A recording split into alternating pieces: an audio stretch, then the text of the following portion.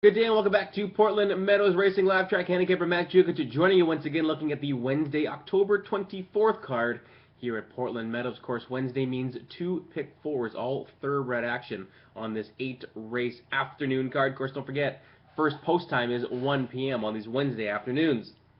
40% pick fours start right in the first race. Like I mentioned, 8 races, so perfectly split down the middle. You hit that first one, roll that cash over to the second one, hopefully come away with a nice score. Into the first race, we're gonna tough little race here with nobody really having a ton of success at a mile. We're gonna cover the 3 Kiss Miss Maddie and the 6 Go Ocho Go. Really, the only one that's had some success going long is the 4 Truffle in Paradise.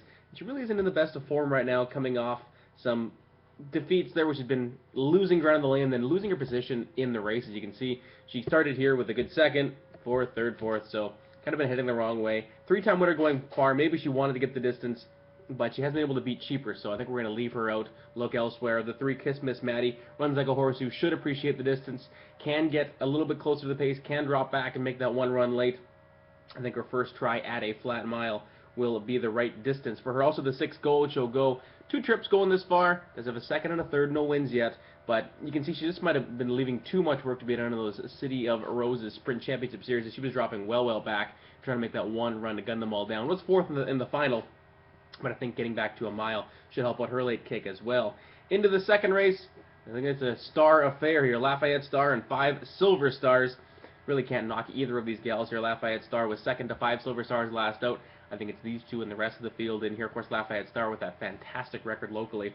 Although 5 Silver Stars is much worse. 4 wins from 6 tries. Cover those two, I think you make it through the second race. Into the third, 2, 3, and 5. Hoping to get Jimmy the Cat back on track. He did show up here at Portland. Picked up 2 wins right off the bat. Been a little shy since then. Had been headed in the wrong direction. Does land in a new barn here. We'll see if they can turn him back around. Get him back to the winner's circle.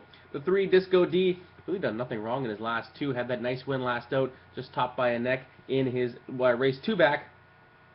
But best thing is, most of his experience before those 2 tries was at a mile. I think he has found his niche here at Portland.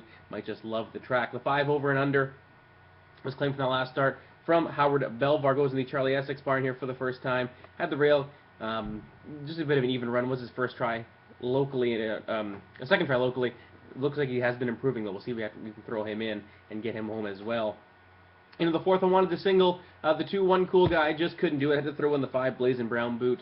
Good to see Mark Anderson keep the faith on the 5 horse there. 4, of course, Jim Ferguson, who he rides plenty of runners for.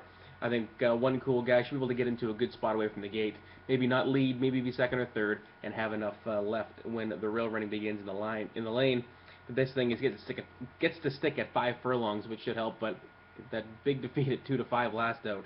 We'll see if he can turn it around. So that's the early pick 4. It's 3 and 6 with 3 and 4, with the 2, 3, and 5, with the 2 and the 5. $24 to get you in for the early one. Let's have a look at the late one. We're going to start with our best bet of the day. That's Tarsus in a race 5.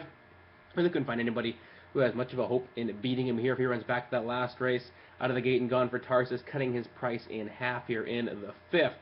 Off into the 6th, bit of a grab bag here for a race for horses who haven't hit the board at the meet.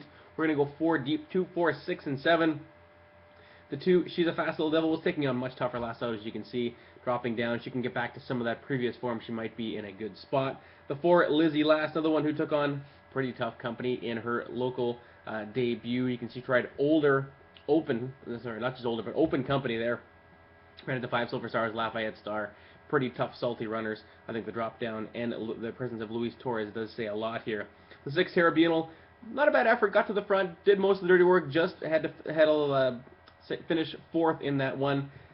Did shake clear, but ended up getting caught. I think if she can run well on the front end again, she could be tough. Pinky Sister's been turning in some even runs.